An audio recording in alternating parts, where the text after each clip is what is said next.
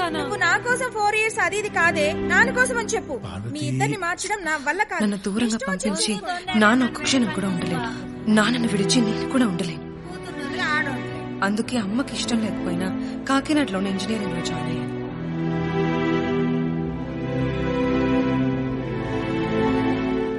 పేరేంటి? అఖిల సార్. అక్కడే సందీప్ నన్ను చూశాడు. కొన్ని రోజులకి ప్రేమిస్తున్నానని చెప్పాడు. Akhila, I think I'm in love with you. నాకు సందీప్ నచ్చలేదో సందీప్ ప్రేమ నచ్చలేదో తెలీదు. ఇప్పట్లా నాన్నకు చెప్పాను. నాన్నలా నన్నెవరు ప్రేమించలేరనే నమ్మకము, లేదా నాన్నకు నేను దూరం అయిపోతాననే భయము. నువ్వు అఖిలకి కరెక్ట్ కాదు, అఖిల నీకు కరెక్ట్ కాదు. నాన్నకు సందీప్ నచ్చలేదు, కానీ సందీప్ నన్ను ప్రేమించడం ఆపలేదు. అలా 3 years నా వెంట పడుతూనే ఉన్నాడు. సందీప్ అన్ని ఇయర్స్ నా వెంట పడుతున్నాడనే చాలు, లేక ఆకర్షణ, లేక ప్రేమో తెలియదు. కానీ ఆడపిల్ల బాగా ఇంతే. వాళ్ళ కూతుర్లకు ప్రపోజ్ చేస్తే వాళ్ళకి నచ్చదు. చాలా పొసెసివ్ ఉంటారు. నా గురించి వదిలే. ఇప్పుడు ప్రపోజ్ చేసిన ప్రతి ఒక్కడి గురించి మీ నాన్నకి చెప్పావు కదా, అందులో ఒక్కడైనా మీ నాన్న ఒప్పుకున్నాడా? సి, ఇక్కడ ప్రాబ్లం ఏంటంటే మీ నాన్న నేను ఎంత ప్రేమిస్తున్నాడో నేను అంతకన్నా ఎక్కువగా ప్రేమిస్తున్నాను. అది మీ నాన్నకు నచ్చట్లా, సో నేను నచ్చట్లా. అదంతా నాకు తెలియదు సందీప్.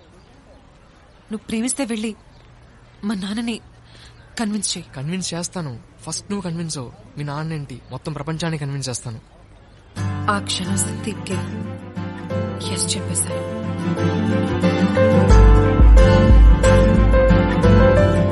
ప్రేమ గుడ్డిదంటారు. సందీప్తో ప్రేమలో పడిన 1 year ఎలా గడిచిందో నాకు తెలీదు. నా సంతోషాలు, నా ఇష్టాలు, నా ఆశలన్నీ సందీప్ అయిపోయాడు.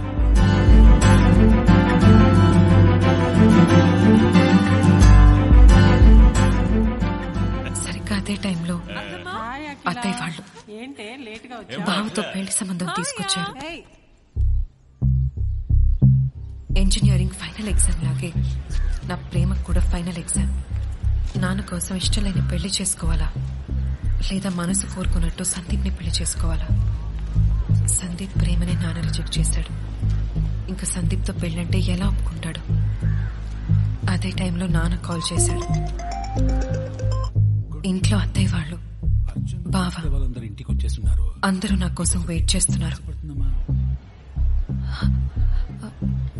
వచ్చేస్తాను నాన్న.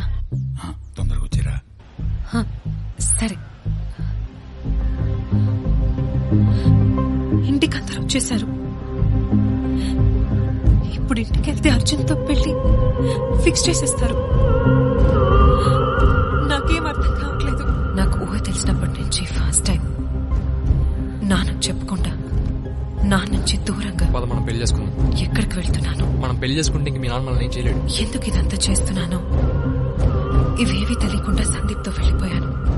నాన్న చెప్పకుండా వెళ్ళిపోయి తప్పు చేశాననే బాధ, నన్ను చూడకుండా ఒక్క క్షణం బ్రతకలేని నాన్నని, నాన్న ప్రేమని ఎలా వదిలేసి వచ్చేశాను. నేను కనిపించకపోతే నాన్న ఏమైపోతాడు? ఈ ఆలోచనలన్నీ నన్ను అక్కడ ఒక్క క్షణం ఉండనివ్వలేదు. మా ప్రేమ గురించి నాన్న చెప్పి పెళ్లి చేసుకుందామని సందీప్ ని ఒప్పించడానికి ట్రై చేశాను. రేపు మన పెళ్లి జరగకపోతే ఇంకెప్పటికీ జరగదు. మీ నాన్న జరగనివ్వడు. ఒప్పుకోలేదు. కన్విన్స్ చేయడానికి ట్రై చేశాను. అర్థం చేసుకోలేదు. ఇద్దరి మధ్య మాటలు పెరిగాయి.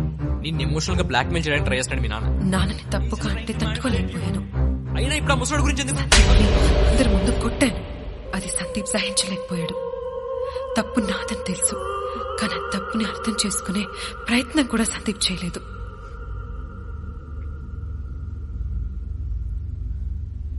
Go to hell. ఆ క్షణం నన్ను వదిలి సందీప్ వెళ్ళిపోయాడు.